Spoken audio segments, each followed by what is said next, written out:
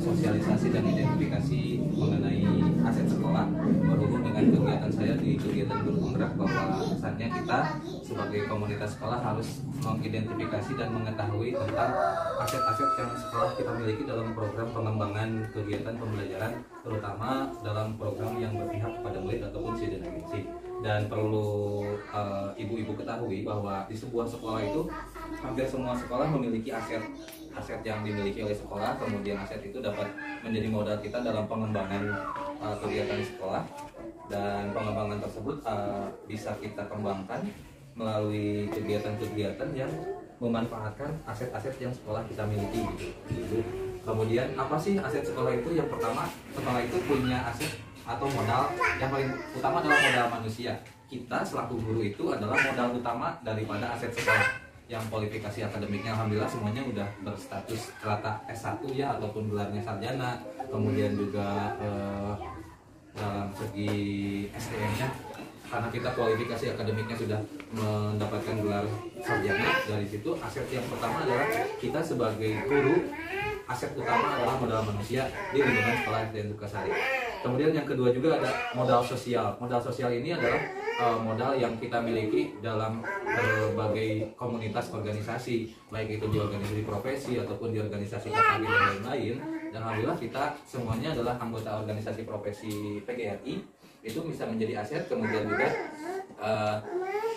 rasa empati, kemudian seperti kegiatan bakti sosial kemarin kita pada saat terjadi gempa di Cianjur sama Bu Ai ya Bu ya, menyampaikan donasi dari siswa-siswi kita yang alhamdulillah dapat terkumpul dengan jumlah yang cukup besar, dan kita sudah melakukan implementasi dari donasi tersebut kepada para korban yang ada di Cugenang pada saat itu, dan mudah-mudahan kedepannya kita bisa menumbuhkan rasa empati terhadap peserta didik kita dalam berbagai kegiatan yang membutuhkan rasa empati tersebut.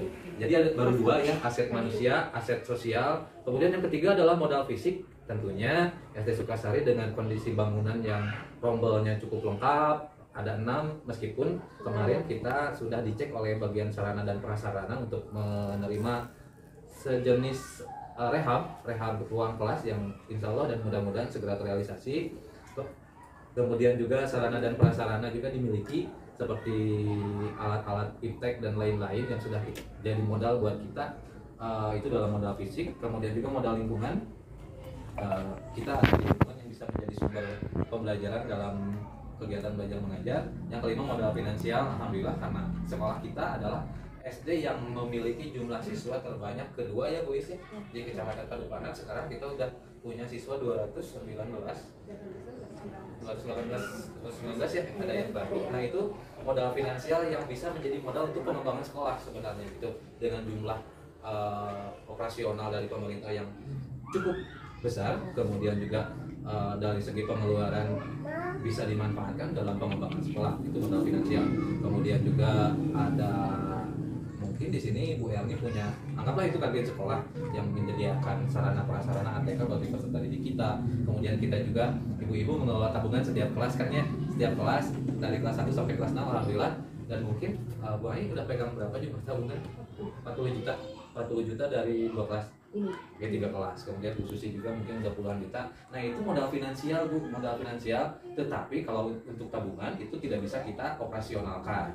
Tetapi kalau dari segi operasional sekolah atau BOSP yang sekarang itu menjadi finansial utama bagi kita, modal utama bagi kita dalam melakukan pengembangan kegiatan yang ada di sekolah, yang lebih spesifiknya adalah pengembangan terhadap peserta didik karena itu hak siswa.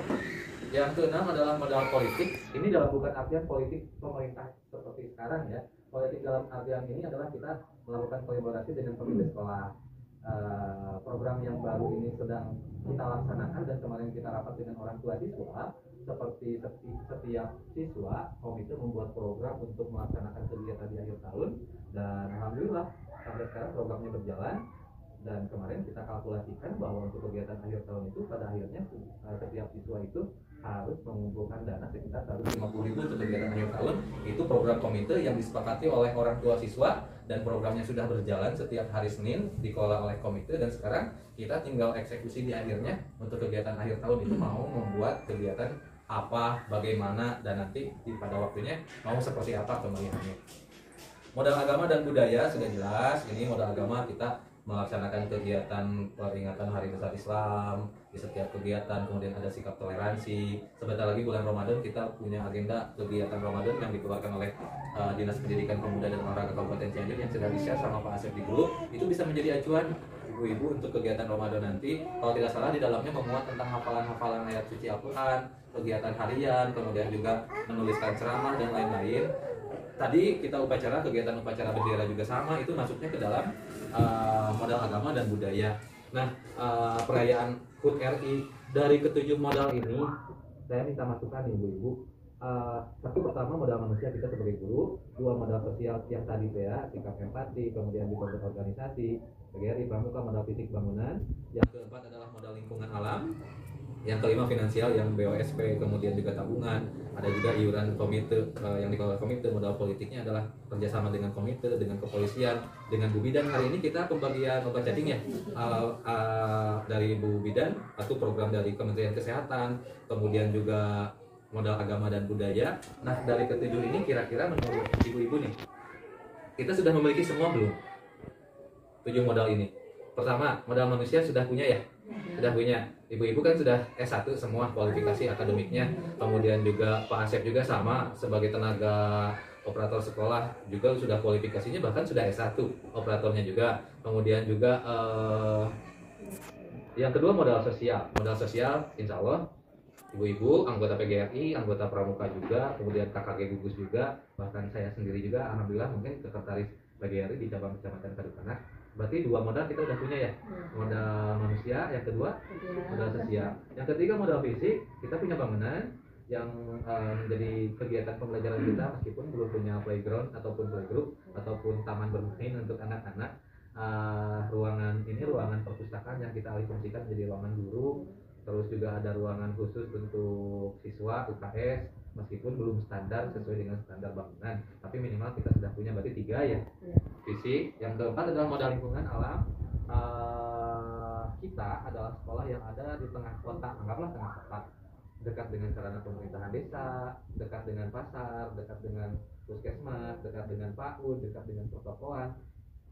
Berarti kita sudah punya modal lingkungan yang bisa menjadikan lingkungan tersebut sebagai sumber pembelajaran. Artinya lamun mah di kelas 4 Bu Ai belajar tentang jual beli pasar, bisa langsung ke pasar di bawah. Atau misalkan di kelas 4 tentang tata pemerintahan, bisa langsung kita kunjungan ke desa.